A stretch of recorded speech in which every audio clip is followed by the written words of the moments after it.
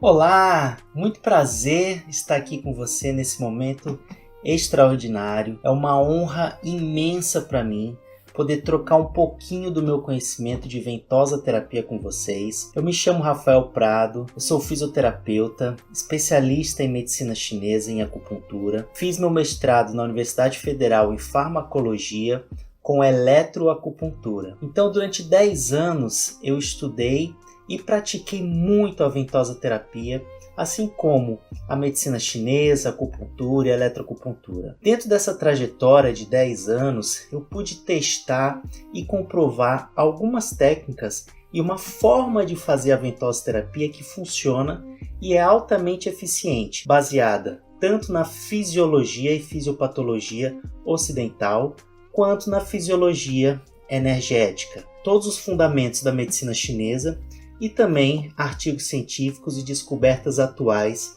sobre ventosa terapia. Nessa palestra, a gente vai dar uma passeada por esses dois universos e eu vou revelar um pouco sobre o que é o padrão ouro da ventosa terapia. Vamos lá? Então, pessoal, eu começo a minha apresentação relembrando um grande fato histórico que aconteceu em 2016 nas Olimpíadas. O superatleta Michael Phelps, com as suas manchas de ventosa terapia, tornaram as ventosas mundialmente famosas. Ele foi o destaque por ele ter ganho várias medalhas de ouro e ter entrado para o Guinness Book. Agora, vários atletas da seleção olímpica, como ginástica rítmica, também apareceram com essas famosas manchas dentro das piscinas dos Jogos e ficamos pensando, como um país com a maior tecnologia na medicina científica no mundo, que é os Estados Unidos, nos maiores jogos esportistas, os atletas com maior treinamento fizeram uso da ventosa terapia. Então hoje a gente vai procurar desvendar por que o Michael Phelps e esses atletas tiveram essas manchas tão escuras e por que realmente foi importante para eles. A ventosa terapia ela tem uma ação que é composta de vários sistemas. Então ela vai atuar desde os vasos sanguíneos, atuando através do seu tecido conectivo ou tecido conjuntivo, tendo uma ação muito específica no sistema nervoso, no sistema muscular e principalmente também no sistema digestório, tá? Onde tem uma direta relação. Vamos olhar aqui um pouco para o que a gente identifica como a pele. A anatomia da pele ela é composta por vários sistemas e várias substâncias, né? Como nós temos líquidos orgânicos, entre eles o sangue e água, uma rede de vasos sanguíneos, existe esse tecido conectivo, existe nervos, uma rede neural muito rica, além de músculos, todos envolvidos ali na pele, no maior órgão do nosso corpo, é a pele, onde a ventosa terapia vai atuar de maneira direta. Perceba nesse desenho da pele esquemático, onde a gente pode identificar diversas estruturas anatômicas aqui. As artérias, as arteríolas, os receptores de pressão, de tato, terminações nervosas livres, de dor, glândulas sudoríparas e glândulas sebáceas. Diversas estruturas aqui, além de fibras de colágeno. Embaixo nós temos tecido gorduroso, adiposo e músculos piroeletores. Então, amigos, o que vocês acham que acontece quando você suga esse tecido para dentro de um copo? Todas essas estruturas são sugadas para dentro. Vamos pensar um pouco? A pressão negativa resultante da ventosa, ela vai causar uma tração em todo esse tecido. Essa tração que o copo faz, a circulação sanguínea vai sofrer uma resistência na pele nessa região. Então, imediatamente o sangue vai começar a ser, por pressão negativa, por uma pressão osmótica, vai começar a sair dos vasos sanguíneos e através de uma liberação de substâncias vasodilatadoras, como histamina e bradicinina, vai promover uma vasodilatação ali, além da liberação do óxido nítrico. Nós vamos falar sobre isso também. E com isso vai acontecer um exudato das artérias, onde vai inundar toda essa região onde a ventosa vai estar inserida. Ao retirar a pressão, esse sangue é reabsorvido pelas as arteríolas, levando consigo todas as substâncias tóxicas como resultados inflamatórios, citocinas inflamatórias, metabólitos resultantes ali dos processos celulares. E leva também oxigênio e retira citocinas inflamatórias. Esse processo também causa uma tração na pele que vai ocorrer um estímulo neurológico nesses receptores periféricos, tanto de tato, pressão, quanto os receptores de dor, eles são diretamente estimulados para que tenham uma resposta sistêmica interessante. Perceba que ao fazer essa pressão, o sangue começa a sair e se acumular aqui embaixo da pele. Caso você tenha uma pressão que seja compatível com o retorno do sangue, ou seja, se for uma pressão fraca, o suficiente para que você, ao soltar a pressão, essa pressão, a circulação sanguínea consiga reabsorver esse sangue, você vai ter apenas uma hiperemia. Essa hiperemia ela fica em torno de 20 a 30 minutos, ela é completamente reabsorvida. Agora, se você manter uma pressão muito forte por um tempo maior, esse acúmulo sanguíneo ele vai se coagular embaixo da pele. E mesmo que você solte a pressão, a circulação sanguínea embaixo da pele não vai conseguir absorver tão rápido aquele sangue, causando aquelas manchas escuras através de uma coagulação sanguínea que fica embaixo da pele. Essa coagulação, amigos, pode levar de 2 a 7 dias para ser reabsorvida. Mas vamos ir um pouco mais além e vamos pensar qual é o principal motivo que o nosso paciente nos procura no nosso consultório. E esse motivo é a dor, tá? Então a dor, gente, ele vem de pain, de punição, de pena. E segundo a IASP, que é o maior órgão mundial sobre dor, ele define a dor como uma experiência sensorial e emocional desagradável, né? Então veja que ele coloca o sensorial e o emocional como definição de dor, associado a um dano tecidual real ou em potencial, e é descrita pelo termos de tal lesão. Então, ou seja, a dor ela envolve o aspecto físico e o aspecto emocional em sua definição. Existem basicamente 2 tipos de dor, né? Nós temos a dor aguda, onde na dor aguda nós teremos uma manifestação rápida, uma manifestação recente, tá? Essa manifestação demora alguns dias. Alguns autores sugerem que a dor aguda ela tem uma duração de 15 a 30 dias, tá? Não existe 100% de consenso quantos dias a dor se caracteriza aguda, mas a grande maioria considera até 30 dias um limite para a dor aguda. A dor aguda você caracteriza por estímulos periféricos neuronais, né?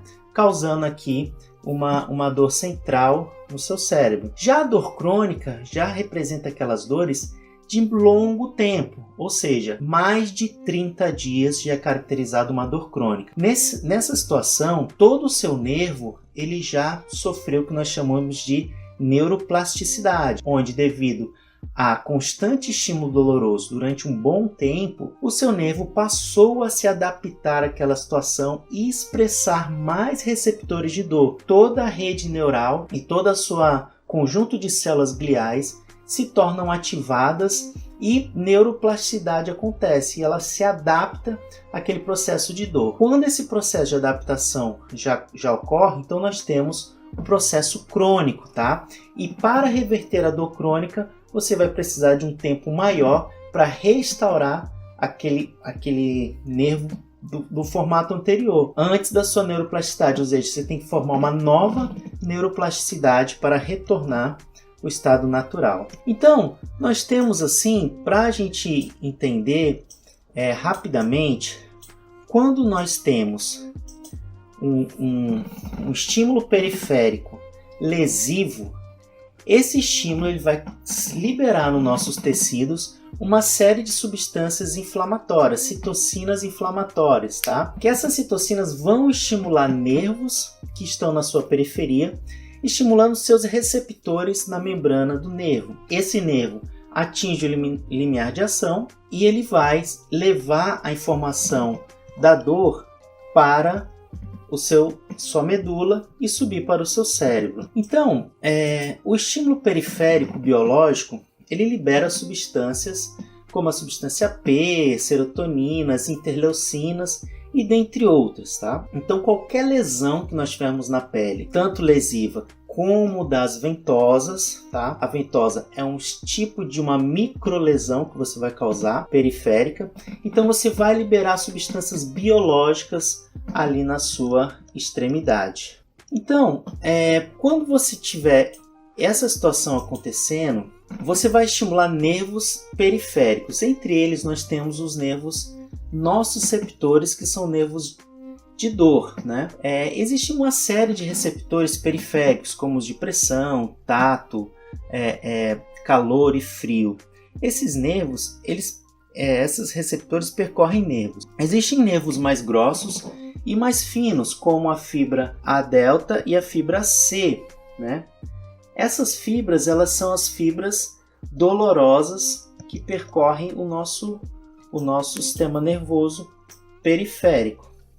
Existem vários tipos de fibra que vêm da periferia para o centro. Então nós temos as mais finas, que é a de dor, e as mais grossas, que são as sensitivas e de propriocepção, né? Então são fibras onde o estímulo nervoso corre com uma velocidade diferente. Qual a importância disso, né? Porque nós vamos entender as principais teorias fisiológicas da ventosa terapia para que a gente possa entender qual realmente o padrão ouro da ventosa terapia. Vamos lá? A primeira teoria, bem interessante, ela fala sobre fatores ligados à imunomodulação, neuroimunomodulação, ok? Então, basicamente isso que eu já expliquei. Você tem alterações periféricas na pele, como a pressão, como o corte, como o calor, como substâncias alergênicas, que vão causar alterações internas, como vão alterar o pH, vão mudar o nível de oxigênio, vão ativar e liberar citocinas inflamatórios, neurotransmissores e até hormônios, tá? E aí, essa liberação biológica vai excitar nervos periféricos que vão fazer uma transmissão via sistema nervoso central, via axonal, tá? E vai levar essa sinalização até a sua medula. Perifericamente, a liberação dessas substâncias, principalmente as citocinas, vão sinalizar células autoimunes, né? Células imunológicas, tá? Então vai produzir o que nós chamamos de quimiocinas, levando até aquela região neutrófilos e macrófago. Esses tipos de célula, ao chegar ao nosso tecido, vão começar a produzir um processo de regeneração, reestruturação daquele tecido, fagocitando células mortas, fagocitando metabólitos celulares e liberando analgésicos endógenos, como opioides, por exemplo, que são liberados por essas células. Então, o que acontece, pessoal? Quando a gente faz esses estímulos no nosso paciente, o que a gente está produzindo nele é um microtrauma que nós causamos com a ventosa, tá? Como um puxão de pele, tá? A gente puxa aqui a pele e você causa uma microlesão controlada, tá bom? Essa microlesão controlada, que são essas manchas que vocês estão vendo aí, elas vão alterar o fluxo sanguíneo local, liberar citocinas, neurotransmissores, tá? Vai ativar o sistema imune, levando células de defesa para o local e levando sangue oxigenado, tá? Então, olha, esse trabalho foi um trabalho bem interessante de 2017 que ilustra perfeitamente isso, tá? Então, a gente tem nessa figura esquemática o que acontece aqui, a nossa ventosa, chamada aqui cupping, em inglês, causando microlesões nas arteríolas. Essas microlesões promovem vasodilatação e sinalização para células imunológicas, tá? Como macrófagos e neutrófilos. Essas substâncias, além da lesão também tecidual e essas células de defesa, passam a liberar marcadores aqui, citocinas marcadoras, tá?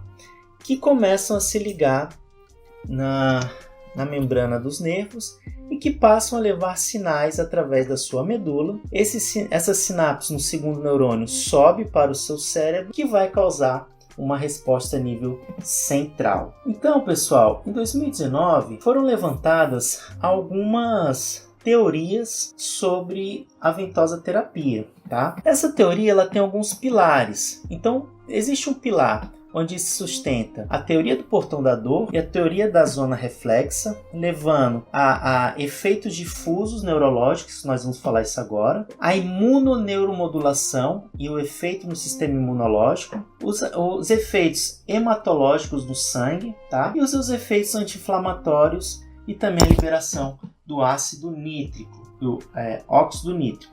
Então, assim, pessoal, vamos começar falando do primeiro e mais antigo teoria, que é a teoria do controle da dor.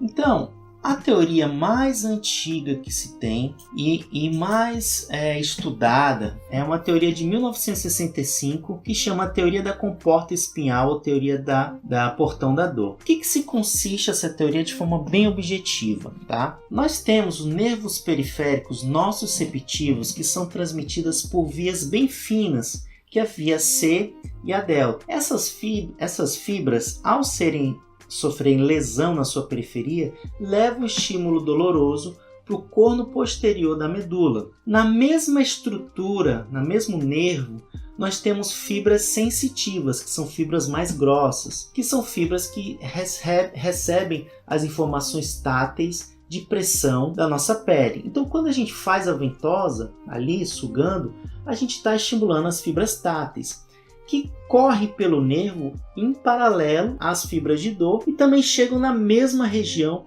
do corno posterior da medula. E ao chegar nessa região, por serem fibras mais grossas, elas acabam influenciando mais o corno posterior da medula e ativando interneurônios que são chamados de porteiros. Esses interneurônios acabam por inibir a via dolorosa, tá? Porque há um estímulo maior através da via tátil e você tem aquela inibição imediata da dor, fechando ali o portão da dor. Então a ventosa terapia ela vai fazer essa resposta reflexa no seu paciente. Temos também a teoria da zona reflexa. Teoria da zona reflexa. O que consiste essa teoria? É uma teoria bem mais atual, tá? Bem mais moderna, onde nós teremos classificação dos neurônios em basicamente dois tipos principais. Nós temos os neurônios somáticos, tá? Que são os neurônios de fibra aferente, ou seja, são aqueles neurônios sensitivos que estão ali na pele e levam as sensações da pele e dos músculos, dos nervos e das articulações para o sistema nervoso central. Então são os neurônios somáticos, tá? Então eles são neurônios que têm na seu objetivo fazer a propriocepção, sentir o toque, a pele, também sentem a dor, tá? E estão relacionados ali ao equilíbrio do corpo através dos nervos, das articulações e dos tendões. Então, nervos somáticos, tá? Existem outro tipo de nervos que são os nervos viscerais. Os viscerais eles estão ligados nas vísceras, nos órgãos. Também são nervos aferentes, tá? Que levam a informação do órgão para o sistema nervoso central, tá bom? Então, o sistema visceral ele leva as informações das vísceras, ok?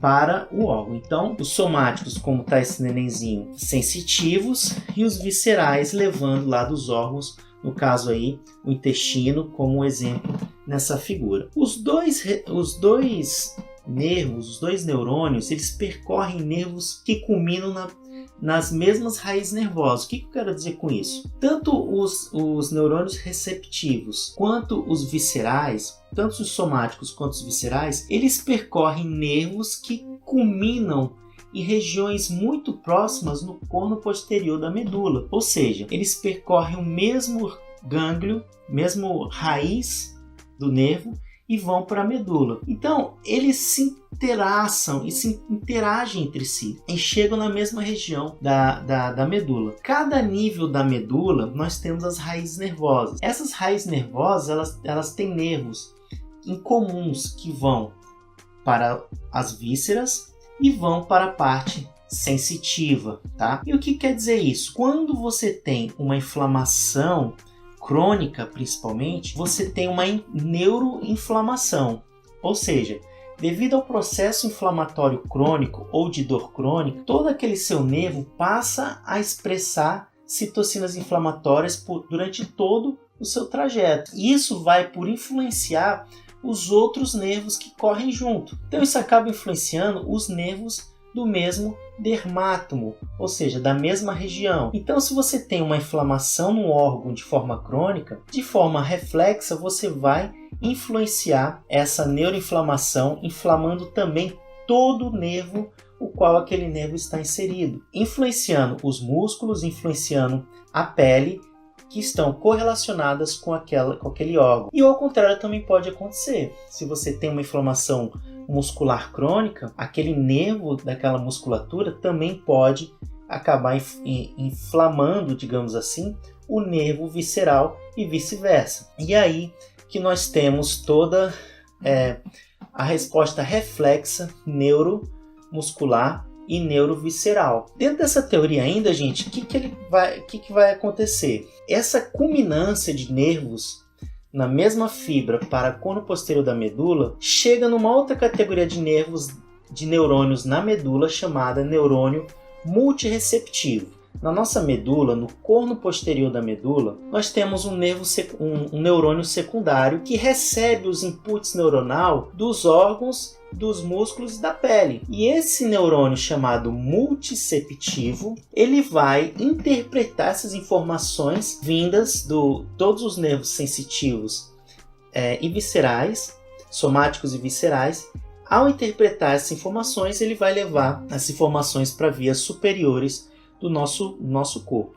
Então, o que eu quero dizer com isso? Quando nós fazemos a ventosa terapia na pele, como está mostrando aqui nessa imagem do cupping, a gente acaba por influenciar vias sensitivas que vão culminar na mesma região de vias viscerais e, por sua vez, pode inibir respostas que estão vindo da via visceral e estão subindo para o nosso cérebro. Então, a gente influencia dessa forma, com a ventosa terapia, os nossos órgãos. Então, nós conseguimos equilibrar e melhorar disfunções orgânicas, sim, com a ventosa terapia. E aí chegamos no conceito de campo receptivo, onde a gente vai ter o que a gente chama dos dermátomos. Então, cada região da pele, cada região do nosso corpo tem uma correlação num músculo e em um órgão, tá? Onde nós poderemos trabalhar em campos receptivos. E aqui a gente chega no nosso velho e bom mapa dos dermátomos. Esse mapa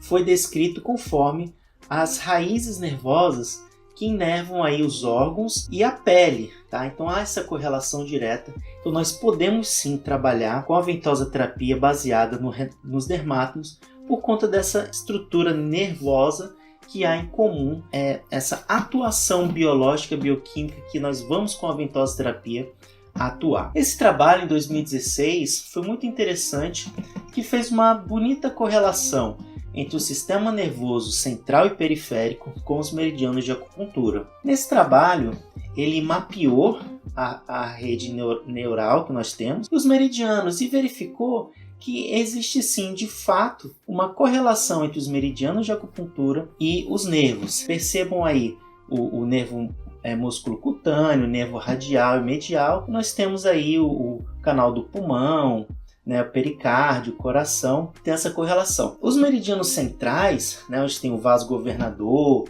fígado e rim, não existe um nervo descendo assim reto, mas existe uma gama de nervos que culminam nesses pontos, que ao serem mapeados com o meridiano, você tem acesso em cima desses nervos sim. Então esse trabalho mostra que, para que nós tenhamos acesso ao sistema nervoso central de uma forma intensa, de uma forma bem terapêutica, é interessante sim nós seguirmos os meridianos e os acupontos, nos quais coincidem os nervos com os acupontos, tá? Então essa figura ela vai mostrar exatamente isso aqui que eu estou falando para vocês. Então você tem aqui os níveis, você tem os níveis medulares, você tem o estímulo periférico, os órgãos e a pele estimulando naquele nervo, causando uma resposta central, o cérebro respondendo e levando uma resposta descendente, tá? Então, dessa forma, os neurônios multireceptivos vão ter essa função de interpretar esses estímulos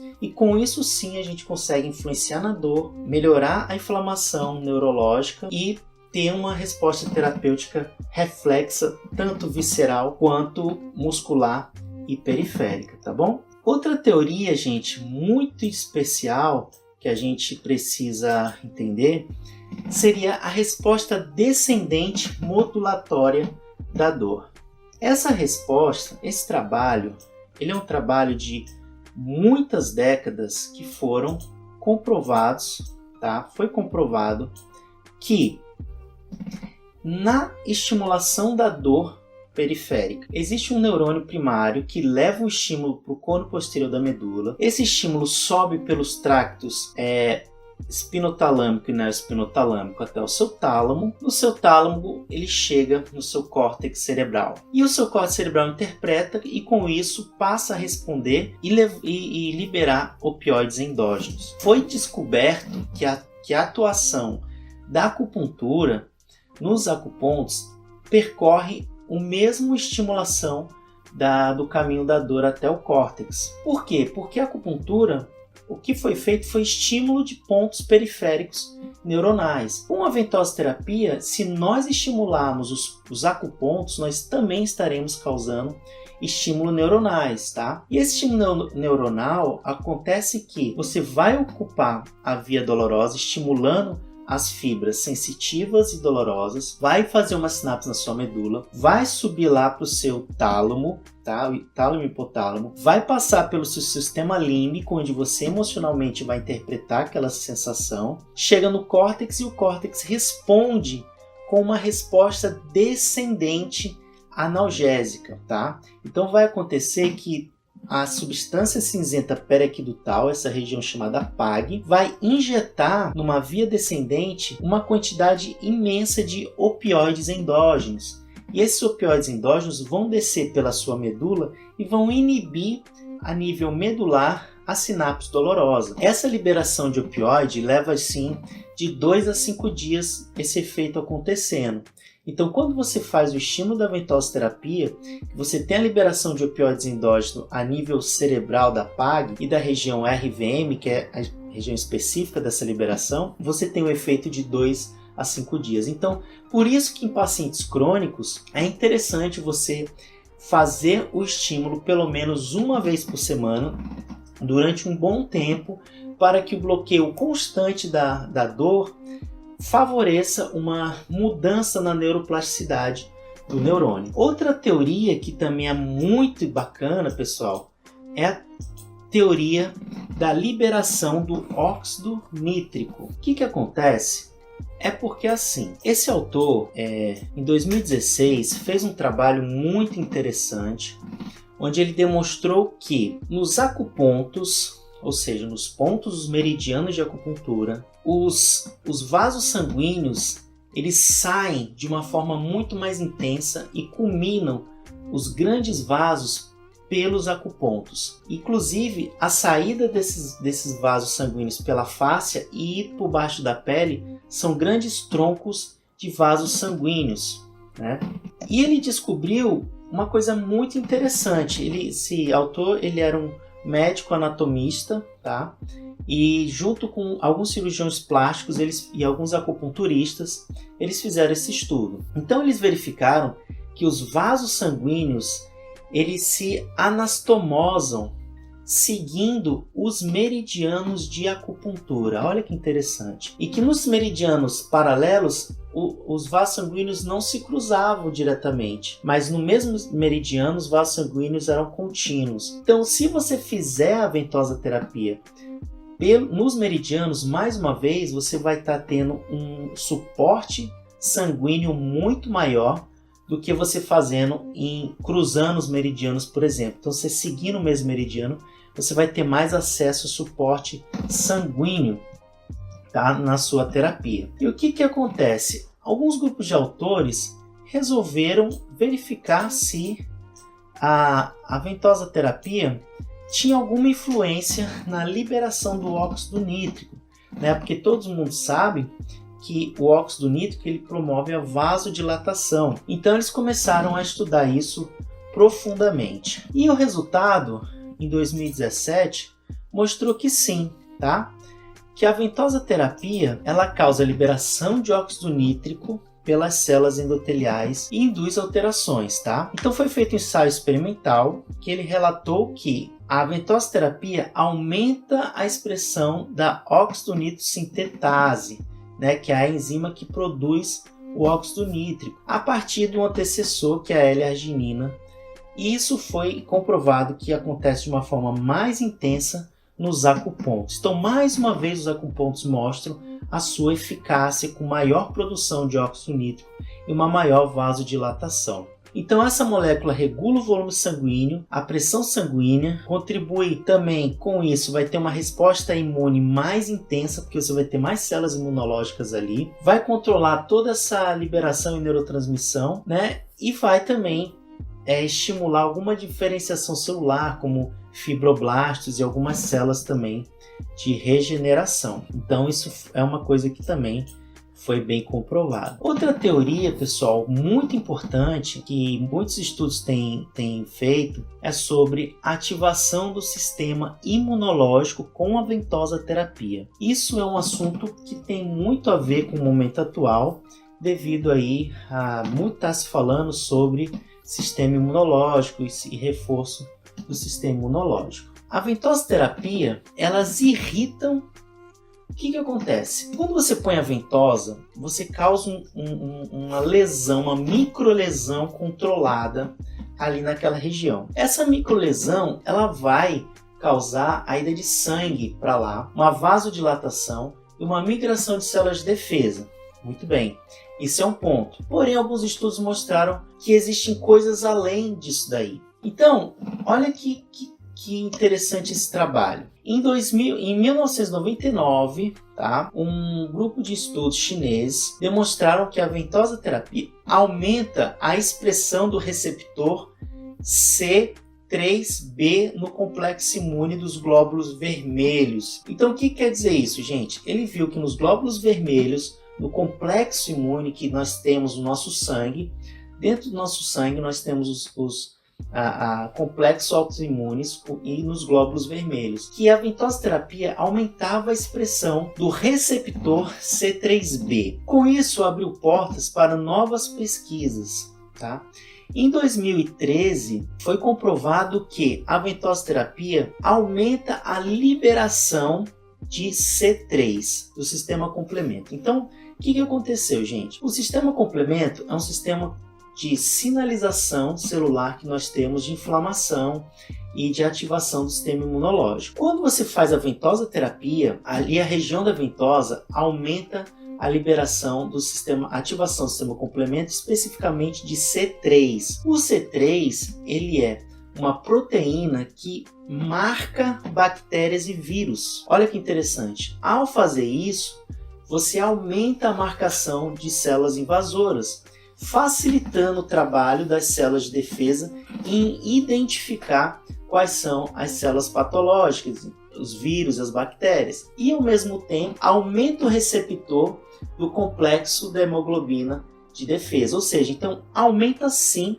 o sistema de defesa através do aumento da expressão do complemento C3 e do receptor do complexo imunológico 3 também, fazendo com que reforce o seu sistema imunológico. Então isso foi uma descoberta muito importante. A ventosa terapia, ela vai fortalecer a sua imunidade fazendo o quê? Ela desempenha, ativa o sistema complemento, modula o sistema imunológico através da liberação de citocinas inflamatórias e a migração de células inflamatórias para aquela região, através das microlesões, tá? Deixando o seu corpo aí ativado e mais fortalecido para doenças externas. E para completar essas teorias imunológicas da ventosa terapia, mostrou-se que a ventosa regula positivamente a oxigenohemoglobina e a desoxihemoglobina, ou seja, os glóbulos vermelhos eles ficam com mais capacidade de absorver oxigênio, tá? E também com maior capacidade de reconhecer os antígenos, eliminando aí no seu complexo imune, tá? Então, o seu sangue, ao fazer a ventosoterapia, fica mais oxigenado, o sistema imunológico fica mais fortalecido, ativado, né? As células ficam mais propícias aí à ativação, ficam ativadas, e você tem aí um resultado terapêutico fantástico. Então, a partir disso, alguns trabalhos foram desenvolvidos, tá? Então eu reuni alguns trabalhos aqui para citar para vocês. Então, a ação da ventosoterapia é a manifestação da autohemólise. Então, Shea, em 2004, levantou essa possibilidade. Ele comparou a ventosoterapia com uma autohemólise. Por quê? Ao você ter essas manchas roxas no seu paciente, isso representa sangue coagulado embaixo da pele. Esse sangue ele vai ficar constantemente liberando histamina. Essa liberação de histamina, que vai levar aí 7 dias, de 2 a 7 dias, vai fazer com que seus macrófagos e suas células de defesa fiquem constantemente em ativação. Então, com isso, fortalece o sistema imunológico, sim. Então, foi interessante essa comparação. Os sinais físicos da ventosa se transformam em sinais biológicos e essa cascata vai ativando o sistema imunológico, produzindo os efeitos terapêuticos. E a ventosoterapia melhorou significativamente as funções imunológicas de pacientes com doença pulmonar obstrutiva crônica durante o estado estável, tá? Então, assim, não foi com pacientes de UTI, tá? Pacientes de UTI precisam fazer o tratamento respiratório com respiradores e tal, mas aqueles pacientes DPLC que estavam no estado estável, ao fazer a ventosoterapia, melhoraram significativamente as funções imunológicas e ali evitando ali a evolução rápida da doença. Então isso é muito positivo. Então, outro trabalho interessante de 2005 mostrou que a terapia com as ventosas reduzem significativamente os marcadores laboratoriais da artrite reumatoide e modula as condições celulares imunes. Então, também favoreceu para a redução dos marcadores da artrite reumatoide, mostrando que o sistema imunológico fica mais ativado e combate mais essas doenças autoimunes, tá? Então, gente, com trabalhos belíssimos que comprovaram tudo isso pra gente. Quando você coloca a sua ventosa na pele, a sua ventosa, com aquela pressão negativa que ela faz, ela vai sugar ali os gases da pele. Então nós, pessoal, acumulamos gases na nossa pele oriundos do metabólito celular, dos metabólitos. E foram estudar para saber o que tinham nesses gases, o que continham nesses gases. Então alguns trabalhos foram feitos para verificar o que acontece, né? Uma forma muito tranquila de você identificar esses gases é você colocar um líquido dentro da ventosa e virar a ventosa e fazer a pressão.